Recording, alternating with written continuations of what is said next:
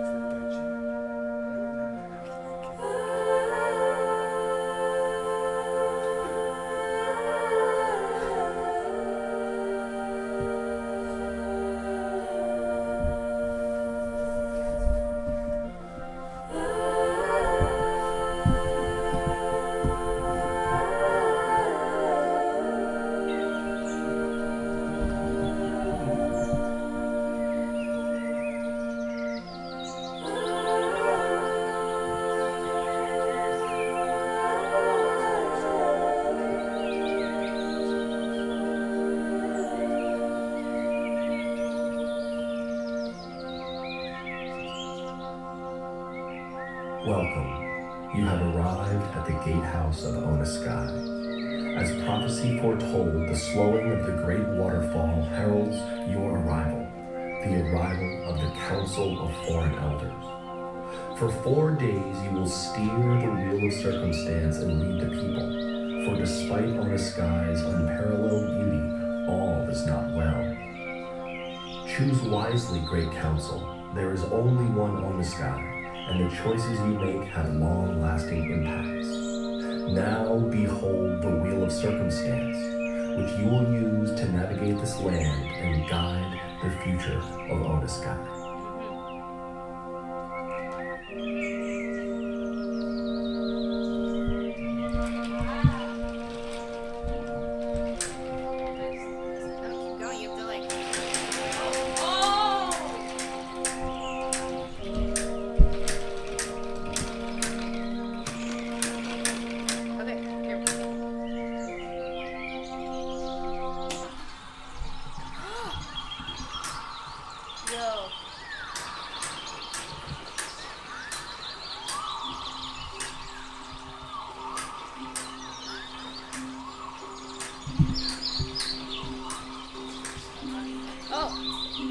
The forest of Onaskai is a sacred place, diverse in species and central to where the people dwell. The forest has been an example of how botany thrives at its happiest, with clean air, untouched stretches of land, and people living in harmony with their environment. But the Onaskai Hill people plead with you to help them with their great landslides. At the same time, the smell of smoke is unavoidable, and you are told of fires in the tree line that need your immediate assistance. In the last 50 years, the local weather has changed drastically. Much of the surrounding environment has not been able to sustain the brutal winters, which are often followed by heavy rains of spring. Landslides have been ruining some of Onasky's most beautiful forested areas with flora and fauna that can only be found in this special place. I want to see. Local leaders believe they should attempt to transplant these beloved plants to another location. Go to burn. Others argue that the plant life is too sensitive and would not survive, and that they should ask the mountain tribes for help, as they have for centuries been dealing with hills and landslides.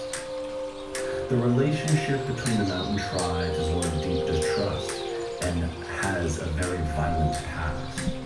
To ask for help is also a risk to war or some other potential unknown. So now you must choose carefully, great elders. Do we transplant the plants, or do we talk? We pray. The Onaskarians are beginning negotiations with the mountain tribe, despite their past distrust. The people of the mountain tribe agree to help only if they are given complete control over the Onasky forests for the next 100 years. Based on your advice, the Onasky accept these terms in return for the immediate assistance in preventing the landslides.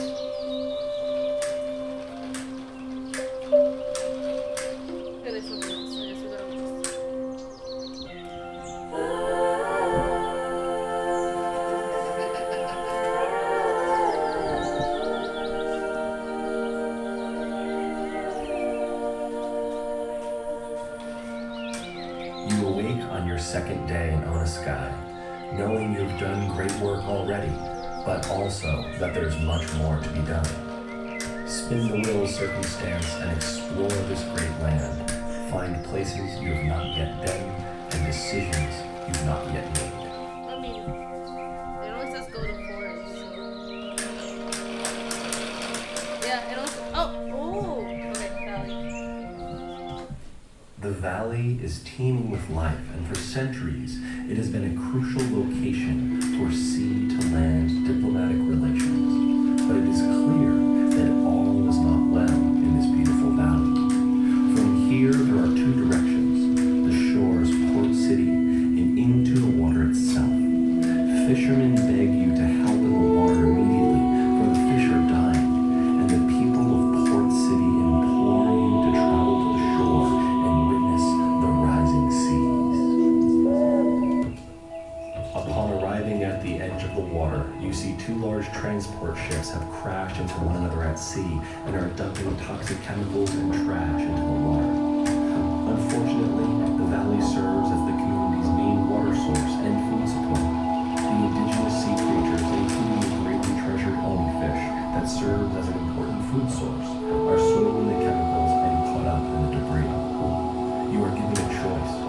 Do we send Onaskarians in to immediately save the Oni fish and chance swimming in polluted waters themselves? Or do we contain the spill, quarantine the area, and come up with a longer-term solution, knowing that immediately fish will die, but rescuers will not be found? O Great Council, it is up to you to choose. The Onaskarians sing sad songs as they set up a quarantine and watch their beloved Oni fish flounder and die in the contaminated water. There's the burn and forest. It's good old days. Okay. To forest. Like this a lot, like this thing.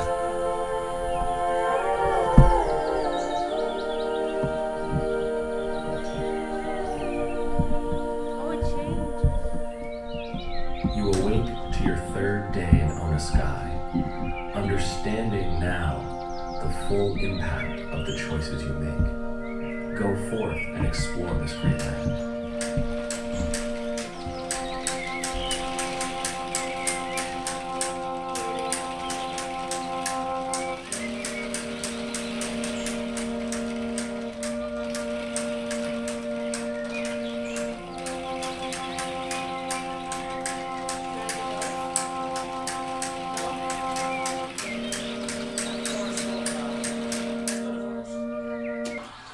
Welcome back to the forest, Great Council. Though it's tempting to stay here and enjoy the beauty of this splendid place, you only have 4 days and many decisions to make.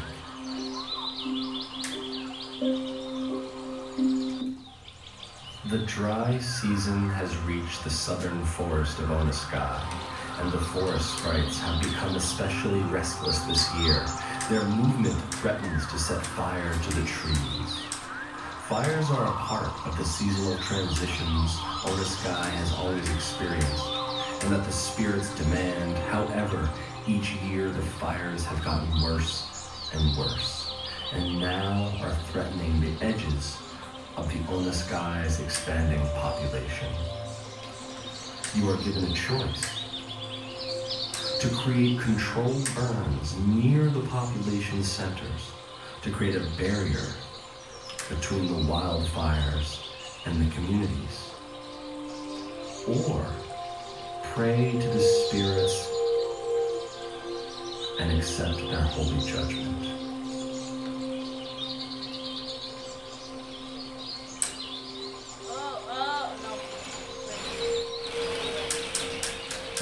Let's start a fire here now so that we don't have a bigger fire later. We'll just have the fire.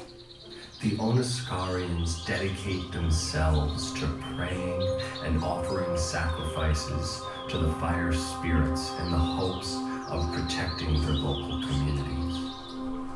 Great amounts of resources go into this task, which they've been put to by their respected council of elders.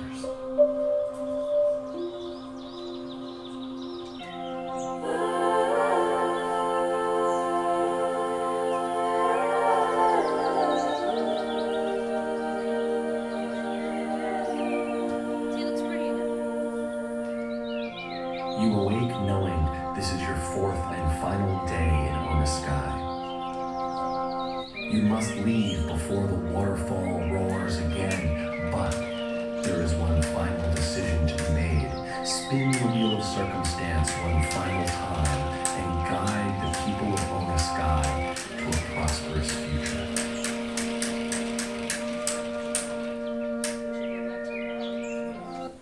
Welcome back to the valley.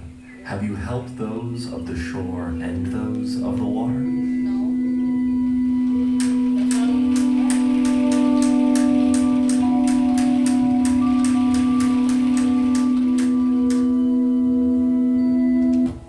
Water levels in the valley have been slowly rising for years, and they threaten to submerge Port City. Port City is the seat of the religious, cultural, and political leaders and has a rich history unlike any other place in the region. It is also home to a large population of the Onaskai people and their unique creatures. You must decide between protecting the coastline and relocating the city, for many wish to protect Port City at all costs. They value preserving their home and the city's rich history as it is now, for they feel if they lose this city, they lose their identity. And they speak of using their precious resources to build breakers, dikes, and dams to keep the water at bay. Others see the rising sea level as inevitable, something not to fight, but to accept. They suggest relocating the population and preserving the city's rich history in their journals and in their stories. It is up to you to decide which path to take.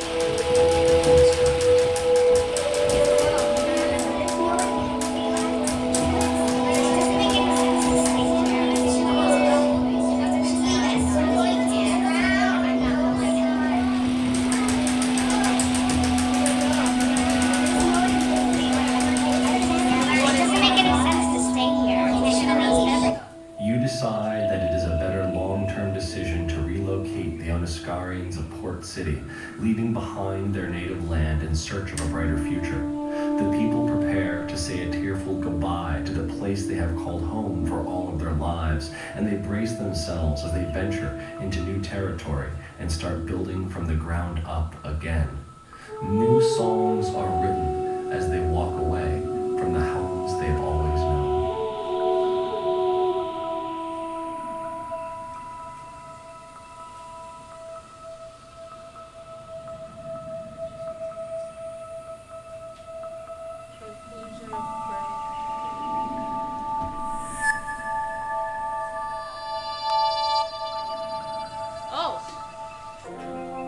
To create sacrifices for the fire spirits, the Oniscarians uprooted the old kelp, and the ecosystem was suddenly and significantly thrown off balance. Within 2 years of the heavy prayer, the forest community experienced the mass exodus of woodland creatures south to a neighboring community. Unfortunately, the people's prayers fell on deaf ears as they became dependent on trade with the other communities in order to meet the food demands. Times of hardships brought war, and people struggled for 100 years.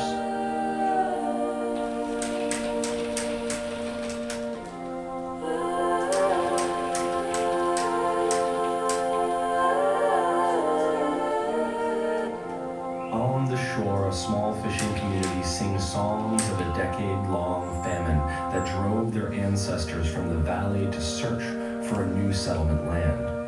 But now, the Oni fish have returned to their spawning grounds, and the shores are teeming with new life thanks to their brave choice to contain the pollution, even though it meant the loss of Oni fish for generations.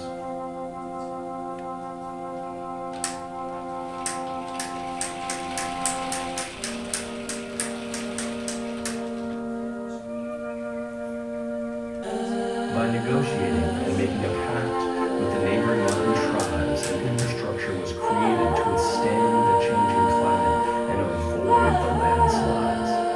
All things remained as at the price of the mountain tribe maintaining tight control over Orniskaya's forest. With the compromise came a diplomatic crisis.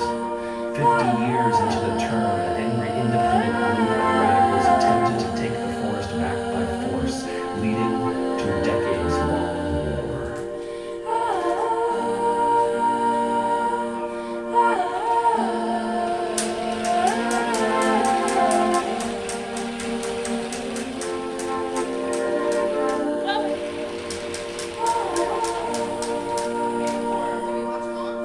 I know, this is the last one. Port City was lost to the rising sea levels, along with its years of history, capital, and technological developments. But in relocating, all of the city's inhabitants managed to survive, and as hard as it was to leave their home, they migrated inland, started over again, and created new Port City, where they continue to thrive to this day.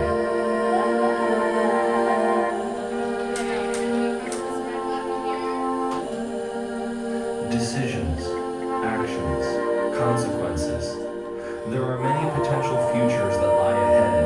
As the wheel of circumstance turns, we must do our best to walk wisely.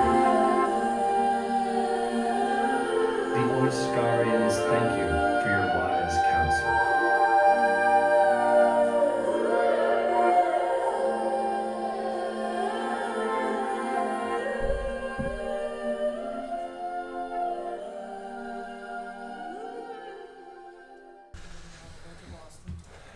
So, how this is all working?